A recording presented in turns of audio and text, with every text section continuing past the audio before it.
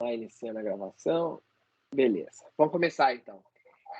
Todo começo de encontro eu vou falar rapidamente antes sobre um livro, que tudo que a gente vai comentar aqui ao longo de todo esse tempo é fruto de vários e vários e vários livros que eu li nesses últimos 3 anos. Então eu vou sempre comentar um aqui, porque quem tiver curiosidade depois me pede. O primeiro, até porque no outro encontro eu fui mostrar e eu descobri que eu não estava aparecendo na tela, então ninguém viu também, né? Mas esse aqui é o primeiro, chama Filoteia. Esse livro foi escrito por volta do ano de 1590 e alguma coisa, comecinho do ano de 1600, porque ele foi escrito por São Francisco de Sales. Esse é um livro, quando a gente lá na frente for falar sobre oração e como atingir os mais altos graus de oração, eu vou voltar a falar desse livro, porque esse é um livro excelente para meditar. Nos graus de oração que são mais altos, é necessário você ter alguma matéria-prima para você meditar. E esse livro é muito indicado.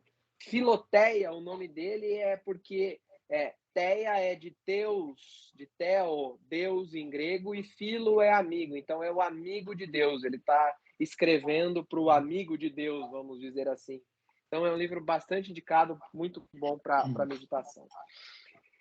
Para a gente começar, a gente fez uma introdução da última vez e eu fiquei na dúvida como eu começaria nesse primeiro encontro de fato, porque a gente vai ter aqui, tanto participando agora como assistindo depois, os mais diferentes graus de conhecimento, de estudo de fé, de vivência religiosa, de vivência cristã, de vivência católica.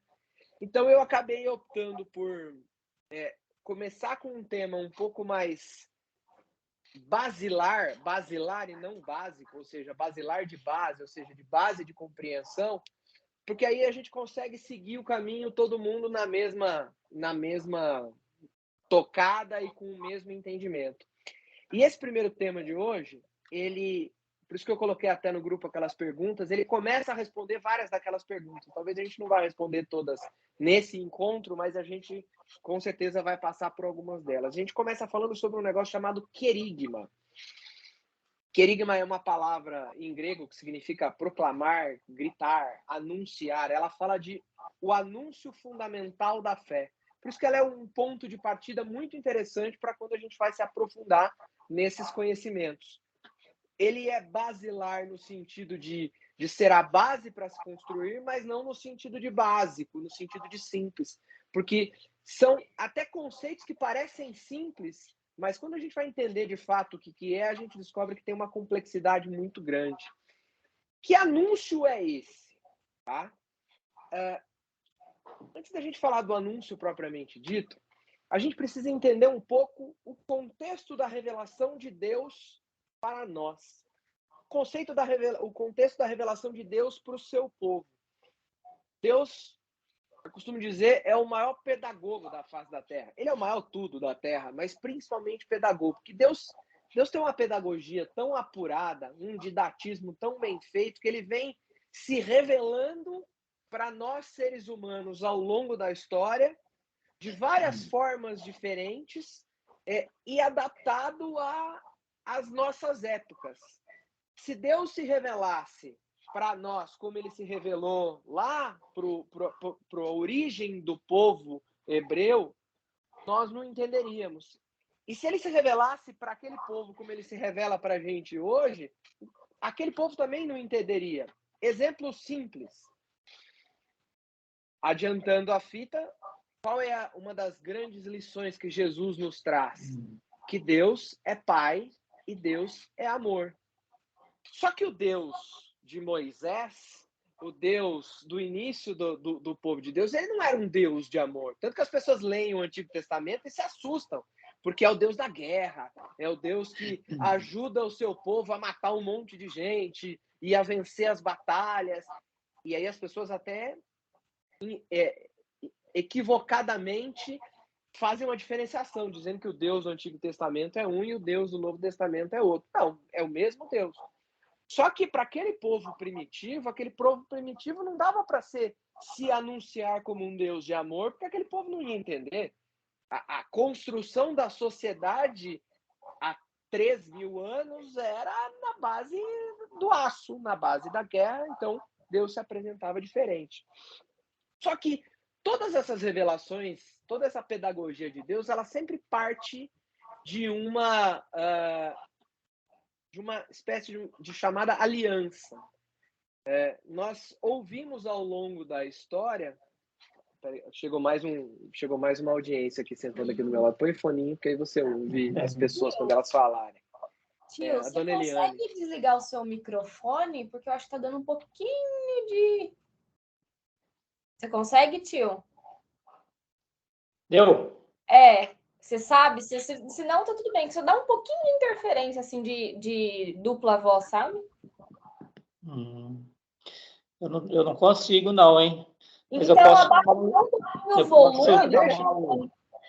Os universitários aqui. Não, se abaixar um pouquinho o volume, já vai dar certo. Então, eu vou tentar abaixar o volume aqui. Apesar que o universitário está ocupado lá em cima, mas... Não, tio, não esquenta a cabeça, não. Melhorou? Fala aí, Emer. Vai ser a hora que eu falar, ó. Agora acho que não, eu não tô me ouvindo mais no fundo, então eu acho que... Melhorou, ótimo. Ficou ótimo agora. Mas você consegue me ouvir, né, tio? Agora eu tô só ouvindo, não tô vendo, mas vai em frente. Oh, meu Deus. Eita, nós. Não, pode ir que eu tô ouvindo bem, pode ir. Então tá bom. Então, essa forma de revelação de Deus, então, ele começa a fazer determinadas relações com o seu povo que a gente conhece como aliança. A primeira aliança que nós temos, olhando pela história contada pela Sagrada Escritura, é com Noé. Das primeiras histórias que aparecem lá no começo do livro do Gênesis. Noé é o primeiro mediador, primeiro homem santo que se relaciona com Deus, e ele aparece como um mediador entre Deus e seu povo. E Deus faz uma aliança com Noé. Lembrando rapidamente da história, o mundo naquele momento era um mundo virado de ponta cabeça. As cidades de Sodoma e Gomorra, que todo mundo conhece pela perversão, pelo bacanal que eram essas cidades, é da época de Noé. E exatamente esse momento muito ruim da relação do povo com Deus, Deus manda o dilúvio. Então, e Noé é aquele que é o representante, o mediador entre o povo e Deus. Só que é um formato de aliança primitivo, onde Noé é o mediador como pai. Ele é o pai de todos, ele é o pai do povo de Deus. A aliança, ela é uma aliança como que um lar, porque se ele é o pai, é o início da estrutura de uma família, o início da estrutura do lar. E o sinal dessa aliança acontece após o fim do dilúvio, quando a água baixa e Noé vê o arco-íris do Monte Ararat. Isso nós estamos falando de... Não vou nem entrar na questão se é alegórico ou é histórico, que eu acho que não interessa nesse momento, mas nós estamos falando do início da relação de Deus com o seu povo. Aí nós temos um segundo, que esse já é mais efetivo, que é Abraão. Abraão também aparece logo no início da Sagrada Escritura, logo no início de Gênesis, e ele é, novamente, esse mediador entre Deus e seu povo. Só que aí essa relação ela já é um pouquinho diferente, porque Abraão ele já não é só mais o pai, ele é o chefe da tribo, ele é o chefe de toda uma tribo que está em volta de Deus nesse momento. E essa tribo ela vem exatamente da origem dos seus descendentes, dos filhos de... O povo judeu fala que Abraão todos os judeus são filhos de Abraão, melhor dizendo. Então, é toda uma tribo que se alastra, porque depois de Abraão vai vir posteriormente as tribos de Jacó. As tribos de Jacó formam 12 tribos, que é onde tem a origem, de fato, do povo judeu. E aí você tem um início de uma nova relação. E como que era essa aliança? Essa aliança é por meio da tribo, e o sinal dessa aliança é a circuncisão. Então, é exatamente na relação de Deus com Abraão que Deus coloca para Abraão que o sinal de que aquele povo, aquelas pessoas têm uma ligação com Deus, que aquele povo formou uma aliança com Deus, é a circuncisão. Então é daí que surge a circuncisão nos judeus, só que isso nos cristãos vai ser abolido depois da ressurreição de Cristo, principalmente com São Paulo. Isso a gente consegue ver nas cartas de São Paulo, que também está na Bíblia, onde ele mostra que a circuncisão não é mais necessária, porque ela era o símbolo da aliança do povo lá atrás. Aí nós estamos falando 1850 a 1650 antes de Cristo, lá no início, na origem do povo judeu. Depois de Abraão vem um novo mediador, que é Moisés. Óbvio que tem uma história toda que se corre, Isaac, Jacó, as 12 tribos, etc. e tal. E aí a gente chega em Moisés e chega num outro momento desse povo de Deus. Moisés é o mediador, novamente, do povo com Deus, mas ele é o mediador como juiz. Já. Como é que a gente entende que ele é juiz? Moisés é quem recebeu as leis. Ele que recebe de Deus as tábuas da lei, onde Deus não impõe regras. As pessoas pensam dessa forma. São as regras que Deus impõe. Não, o que ele está colocando ali é como seguir o caminho dele. O que é que você tem que fazer para encontrar a felicidade em Deus? Deus vendo que o povo tinha dificuldade de saber o que podia fazer e o que não podia fazer, até porque se a gente for ler os preceitos e as regras judaicas, principalmente antes de Moisés, eram mais de 600, era um negócio interminável que confundia a cabeça das pessoas. Então Deus simplifica e por meio de Moisés ele passa, então, o que é mais simples para como encontrar a felicidade em Deus.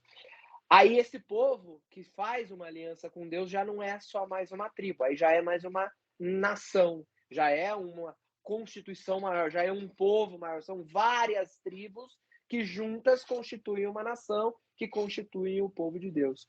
E qual é o sinal da aliança desta nação, deste povo que é maior com Deus, mediado por Moisés? É a Páscoa. Muita gente acha que a Páscoa é um feriado cristão, uma festa cristã.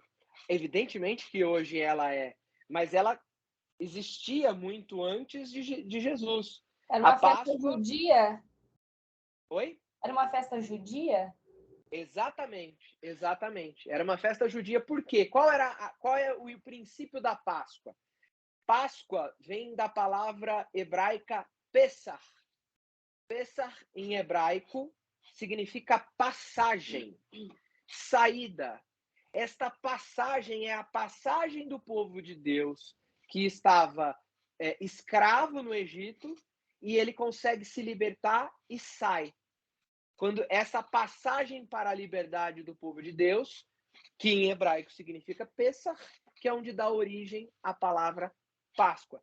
Então, a Páscoa judaica existe porque o que eles comemoram ali na Páscoa judaica, o que eles relembram ali na Páscoa judaica, é exatamente esse momento em que Moisés lidera o povo de Deus e liberta o povo da escravidão no Egito. Depois a gente vai ver mais à frente que existe uma ligação muito forte, não é só com relação a datas, mas de significados do que foi a Páscoa judaica e do que é a Páscoa cristã. A simbologia é muito grande. Mas não vamos entrar nesse assunto agora, porque senão a gente se estenderia até o final do encontro aqui. Isso nós estamos falando de 1500, 1200 antes de Cristo. Beleza, o povo sai do Egito, acho que o tio Lorival conseguiu voltar agora. O povo sai do Egito, liderado por Moisés, e o povo vai à terra prometida, que é Canaã. Era ali onde o povo queria se estabelecer novamente. E acontece toda essa passagem, o povo vai para a terra prometida, se estabelece lá, Moisés não entra, porque Moisés, enfim, acaba perdendo a paciência num determinado momento e Deus impede que Moisés entre na Terra Prometida. Josué conduz o povo até entrar e o povo de Deus se estabelece nesse local.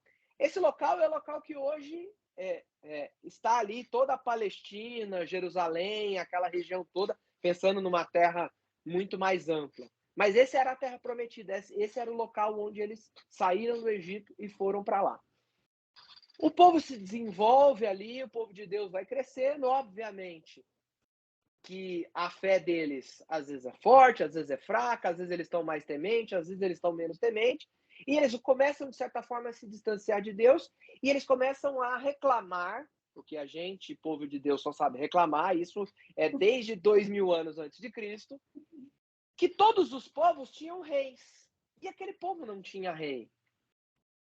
Era a tradição daquele povo não ter um rei. Ó, tio Lorival voltou. Opa! Eu troquei de celular aqui. Boa, era a pecinha, né, tio? Peguei o mais novo aqui. Muito bom, muito bom. Não, mas E aí, continuando, tá ouvindo bem agora, tio? estou ouvindo bem, pode continuar. Ah, maravilha. Então o povo queria um rei, porque todos os no povos sofá tinham aqui. rei e só aquele povo não tinha rei. E aí Deus, então, dá um rei para o seu povo e a partir daí o povo começa a ter rei. É o período dos reis, que começa mais ou menos 1000 antes de Cristo. E nesse período de reis, nós temos novamente uma nova aliança. É o povo que faz uma aliança com Deus, que quebra esta aliança com Deus, e Deus, todo piedoso, todo misericórdia, refaz a aliança novamente com o seu povo. Nesse caso, o mediador dessa aliança é o rei Davi. Davi é o novo mediador entre o povo e Deus, é o mediador agora como rei, é o rei que o povo queria. Não é mais nem tribo, não é mais nem nação, agora é um reino, porque existe o rei que lidera o povo de Deus, o rei Davi. O sinal é o trono do rei.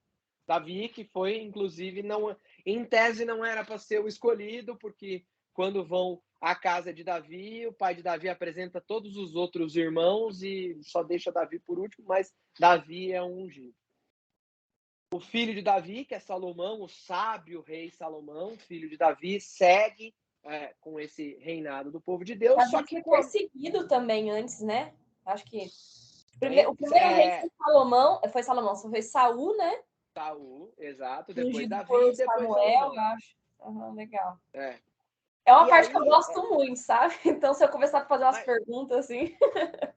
Um dia a gente pode só dedicar essa história, porque é muito legal entender a constituição de. Eu estou resumindo assim, tentando resumir em 25 minutos, 2000 anos de relação de Deus com o seu povo. Né? Mas essa história dos reis, principalmente, é tão legal, legal do ponto de vista histórico e de fatos, porque assim, a gente brinca que é o Game of Thrones da Bíblia, né? O inventor de Game of Thrones se baseou na Bíblia, porque de Salomão para frente é uma briga sem tamanho, um passando a perna no outro, a mãe derrubando o filho para dar preferência para o outro filho, e é um que quer e aí mata o outro para ser rei. Então você imagina, o povo escolhido por Deus está se matando entre si para um querer ser rei, o outro querer ser rei, etc. E tal.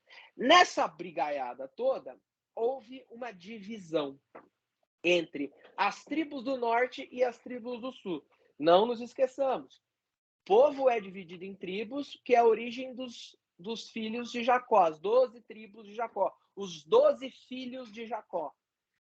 E nessa divisão das 12 tribos, 10 vão para a região norte, nessa região, e 2 ficam no sul. Então, são as 10 tribos do norte e as 2 tribos do sul. Nas 10 tribos do norte, nós temos a capital Samaria. Quando a gente ouve lá no Evangelho de Jesus passando pela Samaria, o samaritano que veio da Samaria, é a região do norte. São as 10 tribos que ficaram para o norte. E quando a gente ouve falar de Judá, é a região do sul. Judá que vai dar origem ao povo judeu. Então, são as 2 tribos do sul. Isso nós estamos falando ali de 900, 800 a.C. acontece essa divisão, tem um rei no norte, que é o rei Jeroboão, que rachou com o povo, e o reinado do sul, que é o rei Roboão, que era o que deveria ter sido o rei das 12 tribos. Com essa divisão, Maquiavel vai explicar muitos e muitos anos depois, né? Dividir para conquistar, dividir para reinar.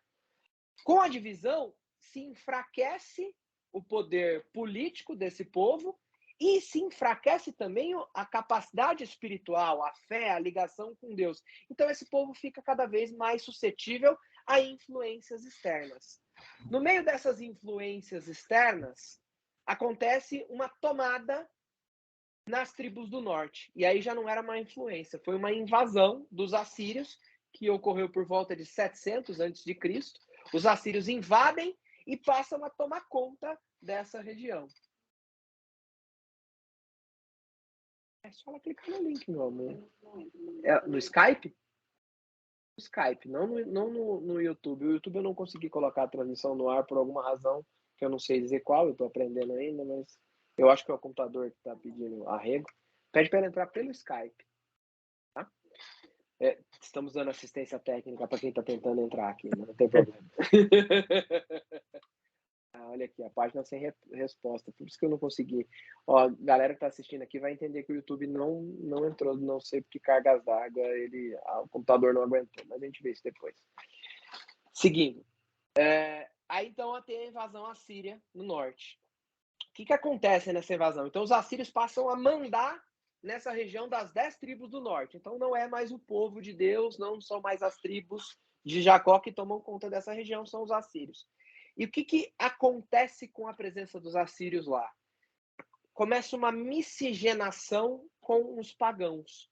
Os assírios são pagãos. É o último, não tá dando?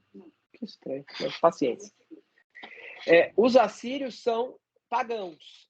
E aí os hebreus daquela região começam a casar com pagãos, que antes era proibido.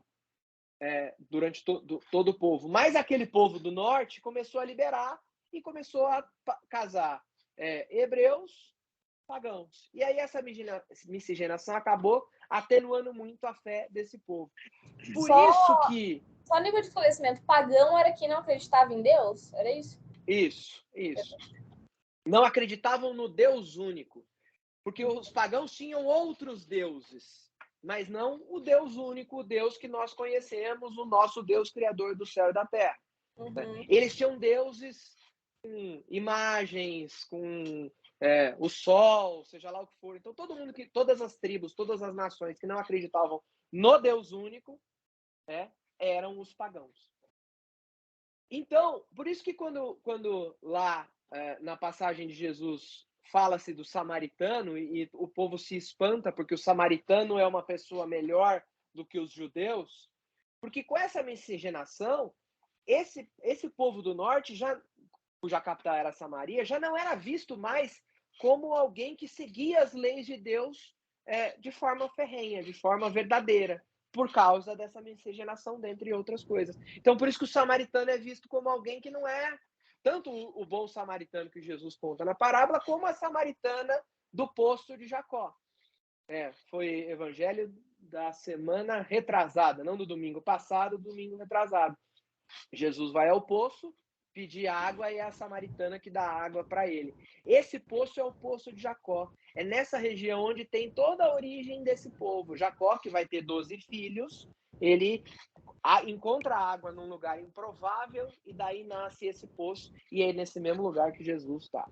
Enfim, seguindo a história, o povo do sul ainda estava junto. Só que lá por volta de 550, o reino da Babilônia, comandado pelo rei Nabucodonosor, a gente lembra que estudou nas aulas de história lá atrás, toma conta da região da Babilônia. E ao tomar conta as tribos do sul, a região das tribos do sul, e esse povo é tirado da sua terra novamente. Eles são exilados para a Babilônia. Então o povo de Deus ali das tribos do sul, eles são tirados do local onde eles estão e estão exilados na Babilônia. E é aí que começam a surgir os profetas. O profeta Isaías, talvez o mais dos maiores expoentes entre os profetas, ele é dessa época.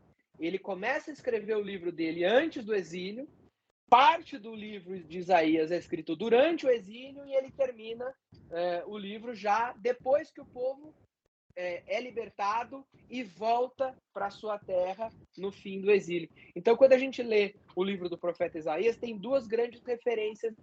Uma dessas grandes referências é exatamente esse tempo de exílio na Babilônia.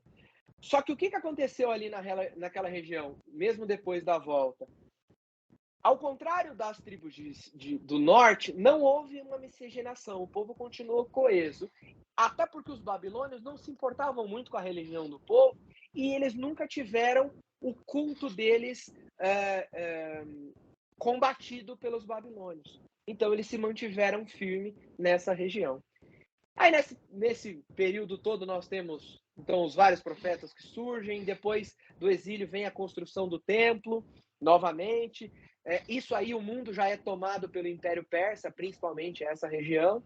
Depois do Império Persa vem o Império Grego, o grande Império Grego, que toma conta do mundo aí entre 300 e 150, 130 a.C. E nesse período a divisão do povo é cada vez maior, o abandono da fé, o abandono da relação com Deus é cada vez maior. Agora é interessante a gente entender como é que isso nós estamos indo até a revolta dos Macabeus, que é ali já muito perto do nascimento de Cristo. Durante todo esse período, Deus está se revelando para o seu povo. Cada vez ele se explicita mais, cada vez ele mostra mais coisas da sua face, da sua misericórdia, do seu poder, da sua relação. Só que o povo sempre se distancia. Aí Deus vai lá e faz uma nova aliança. Aí o povo se distancia de novo e Deus vai lá e faz uma nova aliança. Só que agora Deus age diferente. Ao final desse período, ele cria uma aliança diferente e agora sim uma aliança verdadeira.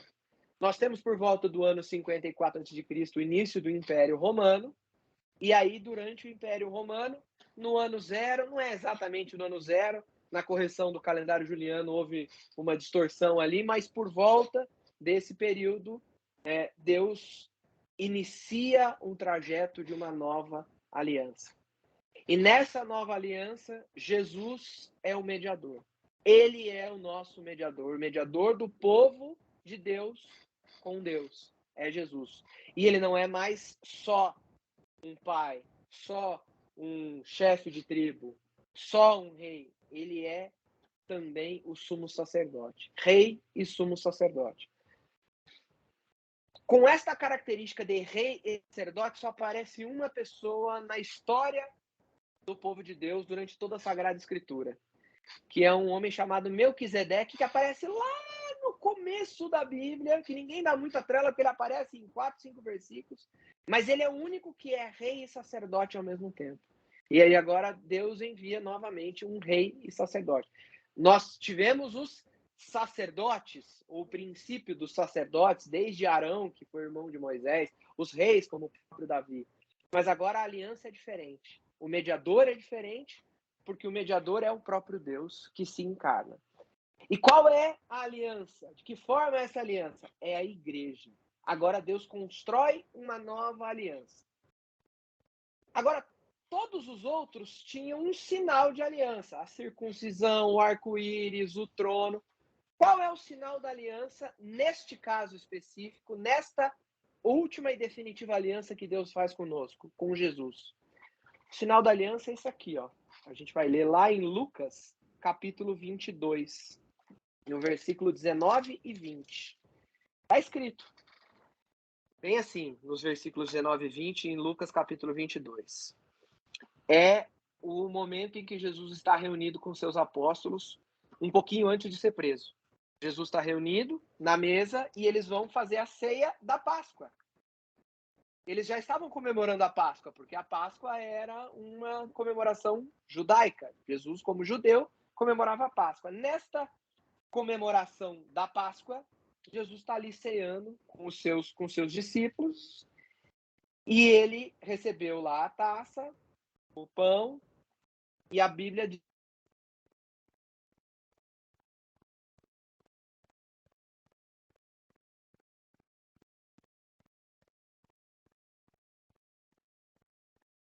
Opa, deu uma travada. Travou. Já já ele volta. É.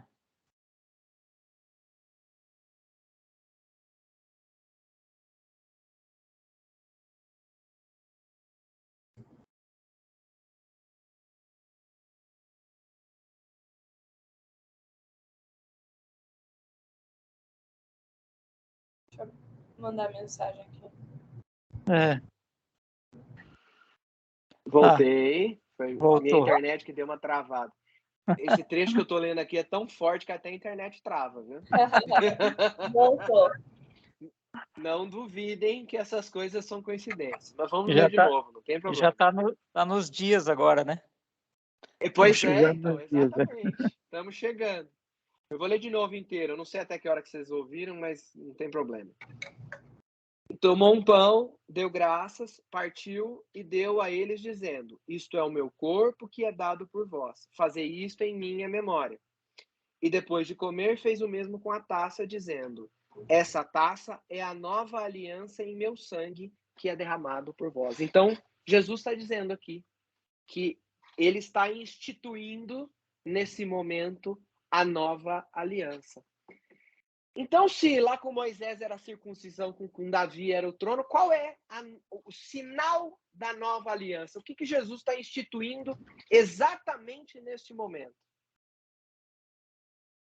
A Eucaristia. O sinal da nova, verdadeira e definitiva aliança de Deus com seu povo é a Eucaristia. Então, se Jesus é o mediador definitivo, a igreja é a aliança definitiva e a Eucaristia é o sinal da aliança definitiva, eu não quero parecer proselitista e nem quero me aprofundar nesse tema, porque a gente vai ter tempo para falar sobre isso. Mas se a igreja é a aliança e a Eucaristia é o sinal da aliança, obviamente a igreja que é a aliança é a igreja que tem a Eucaristia.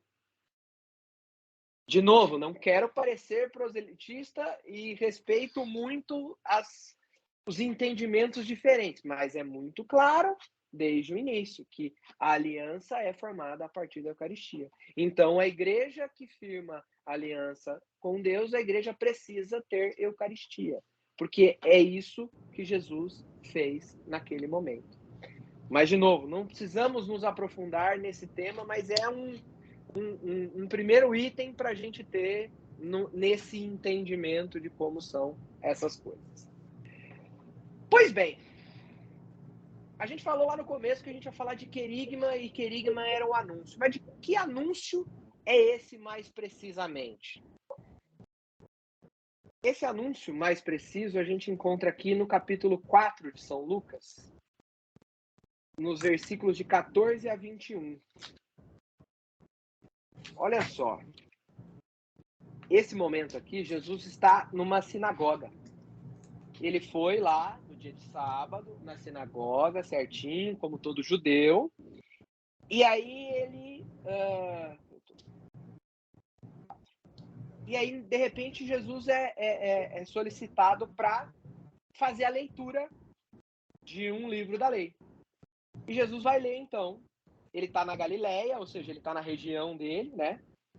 E a partir do versículo 14 diz assim: Jesus voltou, então, para a Galileia com a força do Espírito, e sua fama espalhou-se por toda a região circunvizinha. Ensinava em suas sinagogas e era glorificado por todos.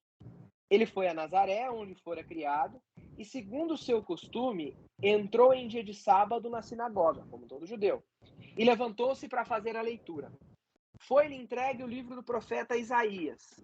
Desenrolou-o, encontrando o lugar onde está escrito: O Espírito do Senhor está sobre mim, porque ele me consagrou pela unção para evangelizar os pobres. Enviou-me para proclamar a libertação aos presos e aos cegos a recuperação da vista, para restituir a liberdade aos oprimidos e para proclamar um ano da graça do Senhor. Esse trecho está no livro do profeta Isaías, no capítulo 61, nos versículos 1 e 2. E Jesus lê exatamente esse trecho. Jesus então termina. Ele enrolou o livro, entregou ao servente e sentou-se.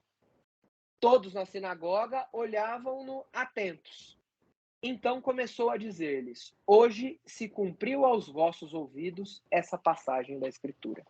Esse é o grande anúncio que nós temos, o grande anúncio querigmático que nós temos de Deus para nós. É engraçado que quando a gente lê esse trecho de Isaías, parece mesmo que a gente já está ouvindo Jesus falando, não porque ele está lendo um trecho do profeta Isaías. Nós que somos cristãos e ouvimos ele falar isso, a gente automaticamente já identifica que ele está falando dele mesmo, né? Mas para aquele povo não era isso. Para aquele povo não era absolutamente nada disso. E ele diz, essa escritura se cumpriu. Esse é o momento em que Jesus anuncia, de fato, que ele é o Filho de Deus, que ele é o Messias, que ele é o mediador definitivo do seu povo com Deus, que ele é o fruto da nova e eterna aliança. Aliança definitiva com Deus. Se eu fosse um dia fazer um filme sobre Jesus, eu começaria o filme com essa cena. Só um pouquinho que eu tô colocando o Wi-Fi de volta aqui. Se der uma picotadinha, eu volto. Eu começaria um filme sobre Jesus com essa cena. Porque aqui está o centro do que Jesus veio fazer e representa para nós. Ele é o Messias que esse povo que nós contamos em 20 minutos uma história de 2000 anos, que tentou várias vezes fazer uma aliança com Deus e não conseguiu, ele esperava o Messias. Ele esperava que Deus mandasse aquele que viesse para ser o definitivo. E ele esperava que esse Messias fosse o libertador novamente, como foi Moisés, que fosse rei, como foi Davi, mas que ele fosse alguém que tirasse o povo do jugo do Império Romano, que dominava aquele local nessa época. Só que Jesus é o Filho de Deus, é o Salvador, é o Messias, é o que dá o Espírito Santo, só que ele não era o libertador militar. Ao contrário, ele vem com um discurso completamente diferente do que o povo estava aguardando, né? Mas ele se anuncia nesse momento. Então, o que a gente precisa entender aqui? Que ele é a base, Jesus é a base e é o centro de tudo que nós vamos nos aprofundar e falar daqui em diante. Ele representa tudo, ele é a explicação de tudo e é nele que nós vamos encontrar todas essas verdades de fé. É ele que diz, Evangelho de terça-feira, Evangelho de João, capítulo 8, e conhecereis a verdade e a verdade vos libertará. Usaram esse trecho na campanha política de uma maneira errada, tá? Como sempre, né? De uma maneira errada. O Google usa tudo errado da Bíblia. Porque quando Jesus diz em João capítulo 8, e ele diz, conhecereis a verdade, essa verdade é com V maiúsculo. Essa verdade não é o contrário de mentir. As pessoas acham que essa verdade é eu não mentir, eu falar aquilo que é de fato o que acontece.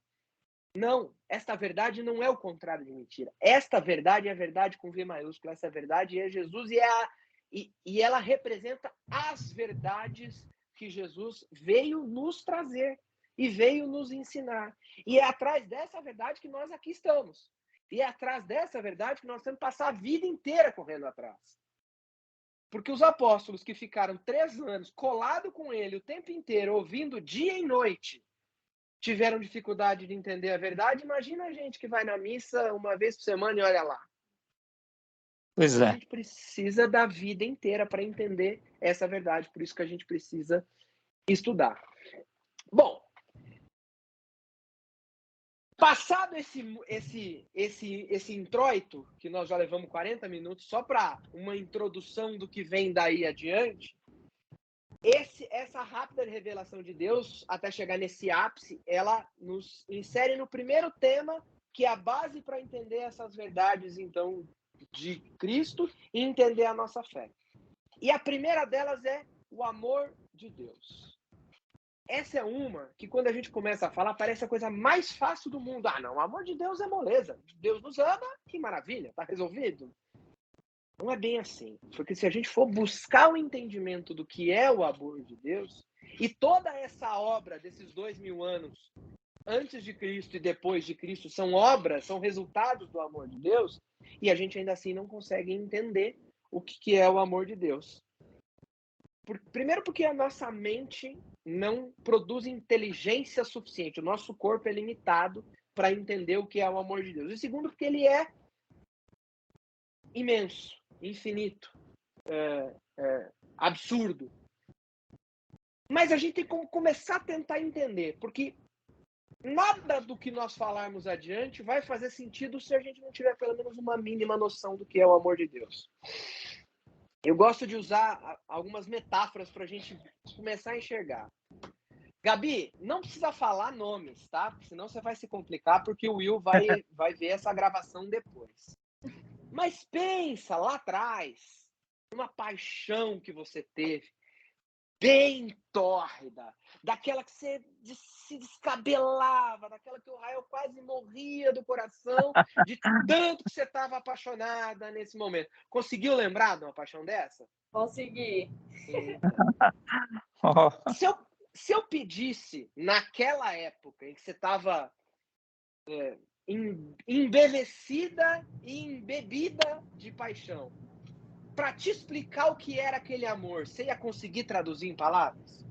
Acho que não. Você ia tentar, e no final você ia ver e falar assim, nossa, é que eu amo tanto e eu não consigo traduzir em palavras.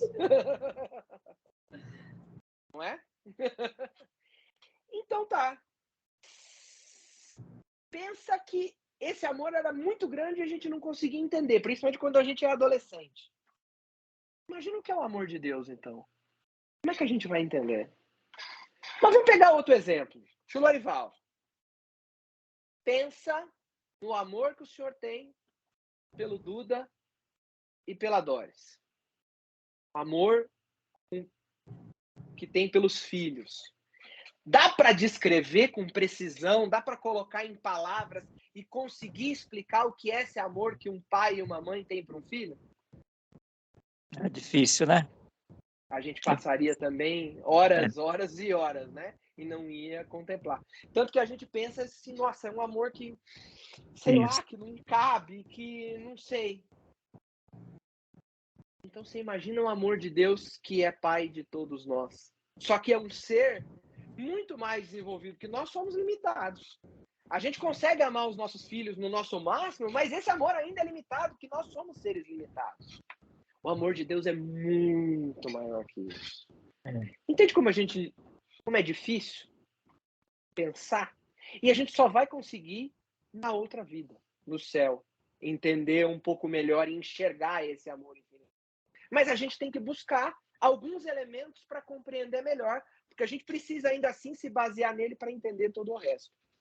Primeira coisa é que o amor de Deus é pessoal. Essa é uma das primeiras coisas que a gente muitas vezes acaba pensando errado. Nós pensamos que o amor de Deus é coletivo. Ele ama todo mundo. Ele ama todo mundo. Mas ele ama a cada um de nós particularmente. Ele não ama o povo da terra. Ele ama o Lorival, ele ama a Eliane, ele ama o Jaiminho e ele ama a Gabriela de um jeito único e de um jeito máximo. Ele é tão pessoal que a gente vê no mesmo livro do profeta Isaías, lá no capítulo 43, versículo 1, e agora eis o que diz o Senhor, aquele que te criou, Jacó, e te formou, Israel. Nada temas, pois eu te resgato. Eu te chamo pelo nome. És meu. Isso é Deus falando para nós. Eu te chamo pelo nome. Deus nos chama pelo nosso nome. Ele não nos chama como um chefe de uma grande empresa chama um empregado, que é o empregado lá do almoxarifado, que ele nem sabe o nome. Não, Deus nos chama pelo nome, porque nós somos dele. Essa frase, para quem assistiu The Chosen, quem não assistiu, assista, tem exatamente no comecinho do primeiro episódio. Se ele nos chama pelo nome, ele tem, então, esse amor individual por nós. E ele nos ama como se nós fôssemos uma única pessoa, a única pessoa do mundo.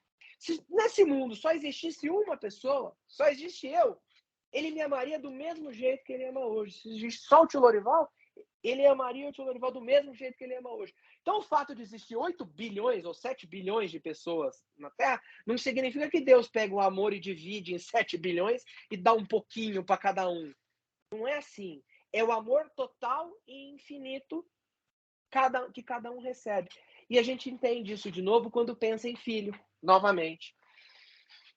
Tio Lorival, imagino que o senhor ame tanto Duda quanto a Doris do seu máximo, certo?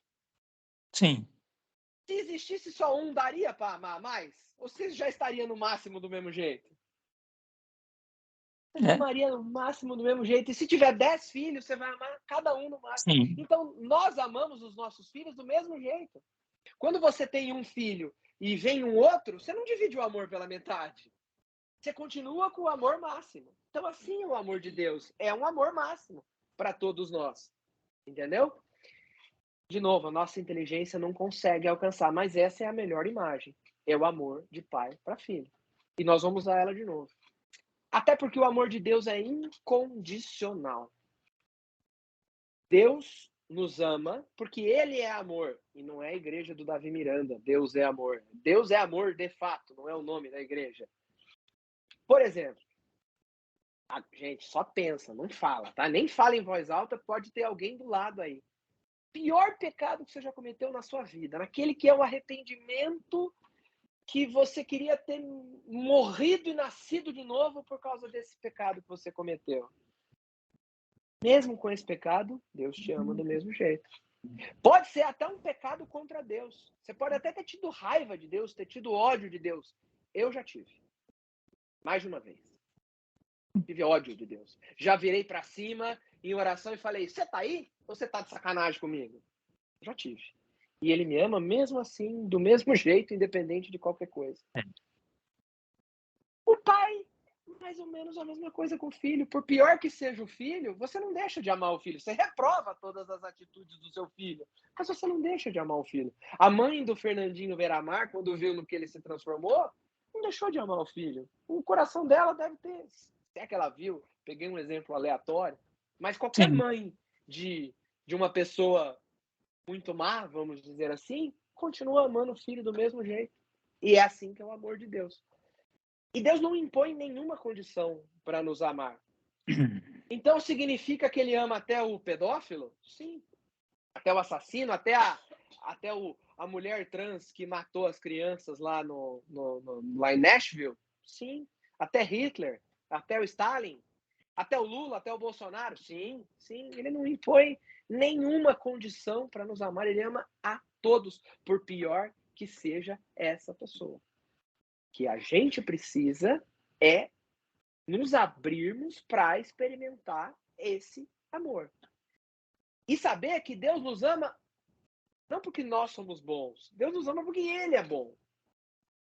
E se nós somos pecadores, ele nos ama ainda, de forma ainda mais especial. Não em quantidade, mas em intensidade. O pecador, se ele se abrisse para... Pecador todos nós, mas os pecadores mais ferrenhos, aqueles que negam a Deus, se eles se abrissem para ouvir o amor de Deus e para sentir o amor de Deus, eles ainda sentiriam com mais intensidade, porque é Deus buscando aquela ovelha perdida, como a parábola que Jesus contou.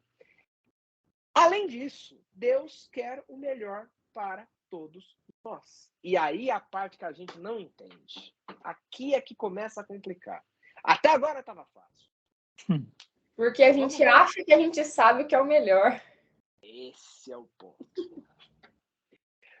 Quando a gente era criança, a gente ia lá na casa... Quantas vezes eu já falei, Deus, ainda bem que você não me ouviu, que você deu o que eu precisava, não o que eu pedia. É perfeito, é exatamente isso. É exatamente isso. Só que nós, mais que a gente tenha consciência disso, muitas vezes a gente acaba novamente tentando fazer a nossa vontade e não a vontade dele. De novo, o exemplo de amor de pai para filho. Quando a gente estava lá no tio Lorival, que era todo mundo criança, na época da Páscoa, queria comer 2 ovos de Páscoa antes do almoço. O tio Lorival dava ovo de Páscoa antes do almoço? Não dá, porque faz mal. Porque não pode. Agora, a gente, criança, fica bravo, se revolta. Eu quero, não vai fazer mal. Mas o pai sabe. Deus é a mesma coisa, só que muito mais. Porque o próprio pai e a própria mãe têm uma sabedoria limitada, porque é um ser humano. Deus tem uma sabedoria infinita. Então ele sabe hoje que vai fazer mal para nós daqui 50 anos. Ainda. Ele sabe. Então ele não quer. Só que é como a Gabi bem falou. A gente acha que sabe. E aí é aquela história. Muitas vezes a gente reza, pedindo alguma coisa para Deus e Deus não dá. E aí a gente fica bravo. Por que Deus não me deu isso? Que não era para nós. Porque com certeza não era. E ele tem o tempo dele, né? O tempo dele não é o tempo nosso, né? Diferente. Exato. E aí, uma boa analogia é uma criança de 14 anos querer sair e dirigir o carro do pai. Eu acho que ficaria muito boa essa analogia também. Ainda bem que essa criança de 14 anos ainda tinha um mínimo de noção, né? Então ela conseguia fazer o básico, mas mesmo assim não é uma boa ideia, não, viu? Enfim, então, se Deus nos ama desse jeito que nós vemos aqui, que nós não conseguimos medir, que nós não conseguimos enxergar, que a nossa inteligência não conhece, e algo não acontece na nossa vida, Deus não permite que algo aconteça na nossa vida, não é para ter dúvida que aquilo é o melhor para nós. Não é fácil chegar a esse ponto. Mas pensando agora pragmaticamente, olhando matematicamente essa fórmula, não é para ter dúvida.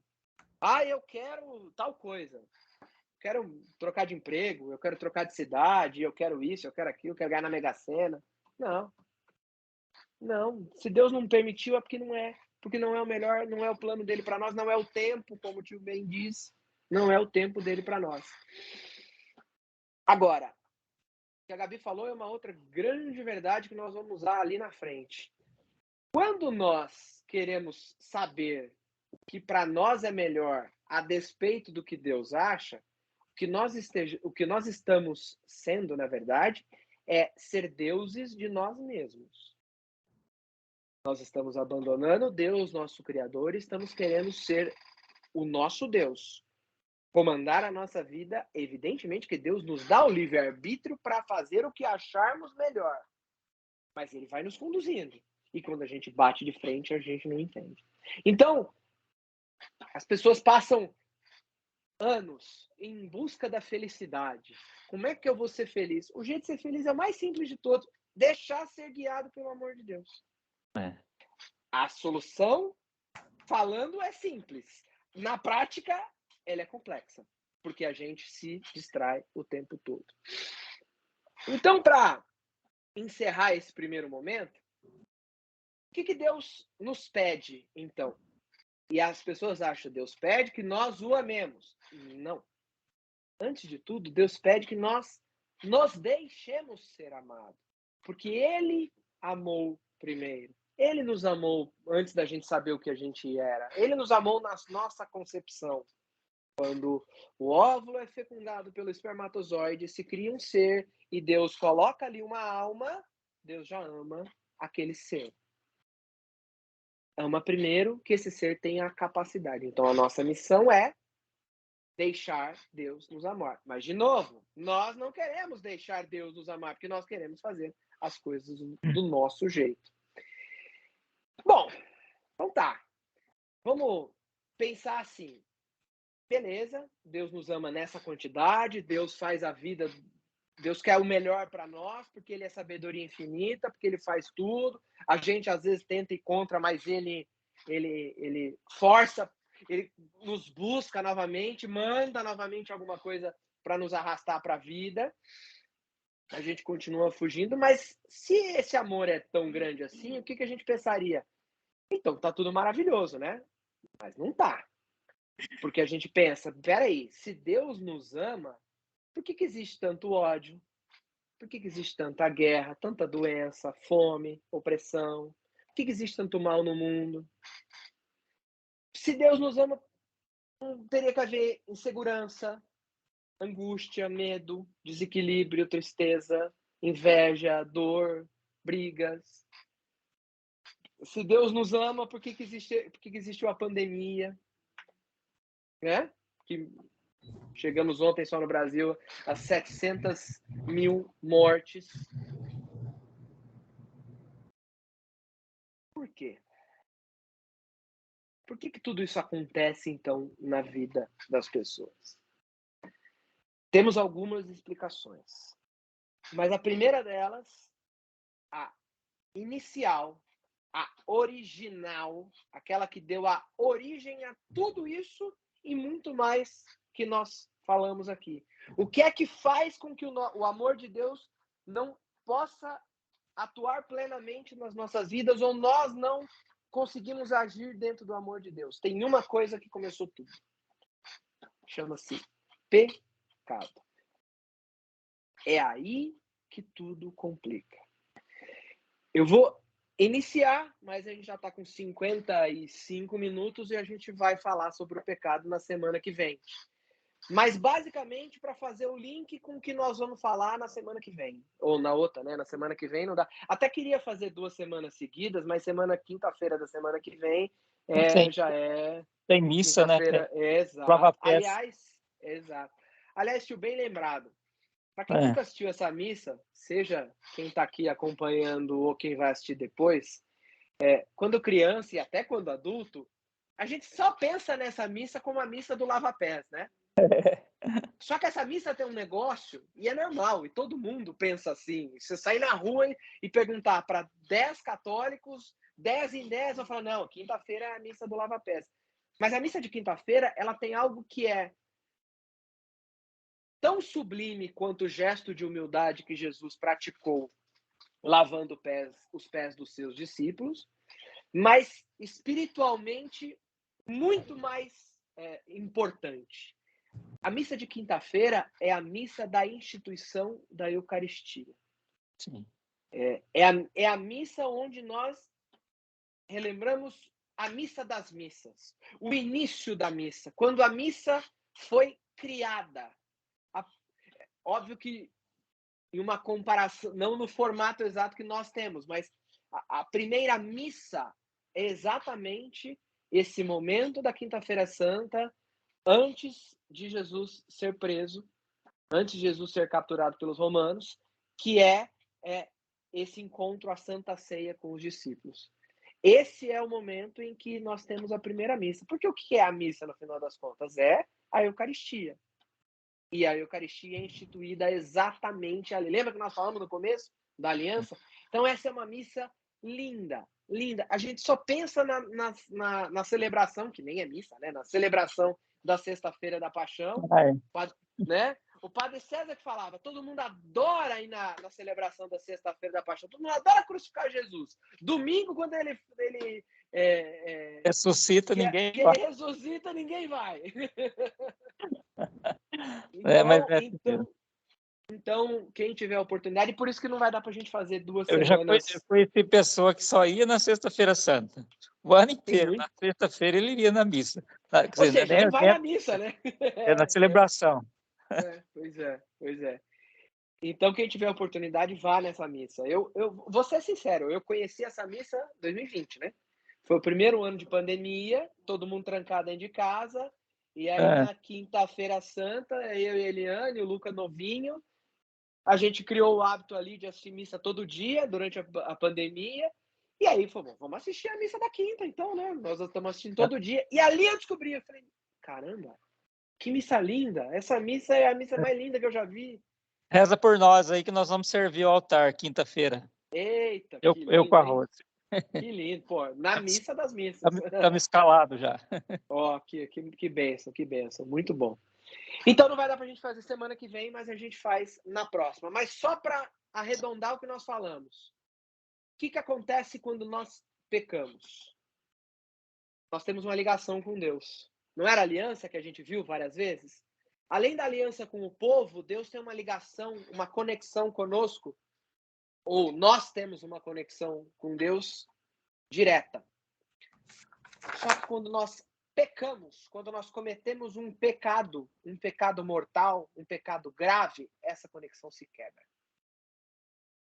E a partir do momento que essa conexão se quebra, nós não temos a mesma capacidade de sentir, de viver, de ser guiado, de receber, ou receber não no sentido de vir até nós, mas de usufruir desse amor de Deus, porque essa conexão se quebra. E é por isso que o pecado não é só um moralismo barato da igreja, não é só uma bobeirinha, não. Quando nós pecamos, nós quebramos essa conexão. E aí a gente vai entender mais profundamente o que significa quebrar essa conexão, em que situações que essa conexão é quebrada, o porquê que ela é quebrada, como é que surgiu a quebra dessa conexão e o que de fato o pecado representa nessa nossa conexão com Deus. O que ele é quando nós pecamos e perdemos essa conexão. Beleza? Ficou alguma dúvida? Querem fazer alguma pergunta, alguma colocação? Algo com relação depois dessa antecipação, eu já quero falar da outra pauta. Hã? Depois dessa antecipação, eu já quero falar da outra pauta. Só daqui 15 dias. Mas é bom que vai dar para entender muita coisa nessa outra pauta. Gente, obrigado. Vamos rezar uma Ave Maria só para a gente encerrar o nosso encontro. Rezar uma Ave Maria por nós que estamos aqui ao vivo e por todos aqueles. Vem aqui, meu amor, pra você. E por todos. Vou botar aqui mais para cá. Aqui tinha alguém, não apareceu direito aqui. Tinha alguém na audiência aqui do lado. E por todos aqueles que vão assistir depois gravado também, se quiserem, rezem conosco. Ave Maria, cheia de graça, o Senhor é convosco. Bendita sois vós entre as mulheres, e bendito é o fruto do vosso ventre, Jesus. Santa Maria, Mãe de Deus, rogai por nós, pecadores, agora e na hora de nossa morte. Amém. Glória ao Pai, ao Filho e ao Espírito Santo, como era no princípio, agora e sempre. Amém. Estaremos sempre reunidos, em nome do Pai, do Filho e do Espírito Santo. Amém.